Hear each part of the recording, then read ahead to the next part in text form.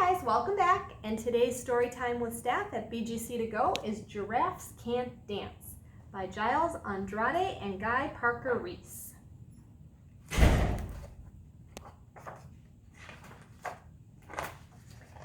Gerald was a tall giraffe whose neck was long and slim, but his knees were awfully crooked and his legs were rather thin. He was very good at standing still and munching shoots off trees, but when he tried to run around, he buckled at the knees.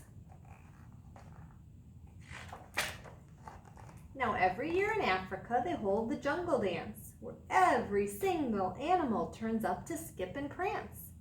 And this year, when the day arrived, poor Gerald felt so sad, because when it came to dancing, he was really very bad. The warthog started waltzing and the rhinos rock and rolled. The lion danced a tango that was elegant and bold.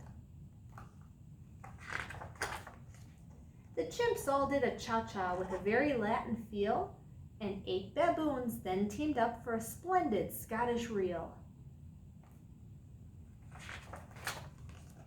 Gerald swallowed bravely as he walked toward the floor. But the lions saw him coming and they soon began to roar. "Hey, look at clumsy Gerald," the animals all sneered. "Giraffes can't dance, you silly fool. Oh, Gerald, you're so weird." Gerald simply froze up. He was rooted to the spot. They're right, he thought. I'm useless. Oh, I feel like such a clot. So he crept off from the dance floor and he started walking home. He'd never felt so sad before, so sad and so alone. Then he found a little clearing and he looked up at the sky. "The moon can be so beautiful," he whispered with a sigh. "Excuse me," coughed a cricket who'd seen Gerald earlier on, "but sometimes when you're different, you just need a different song. Listen to the swaying grass and listen to the trees. To me, the sweetest music is those branches in the breeze. So imagine that the lovely moon is playing just for you. Everything makes music if you really want it to." With that, the cricket smiled and picked up his violin. Then Gerald felt his body do the most amazing thing. His hooves had started shuffling, making circles on the ground.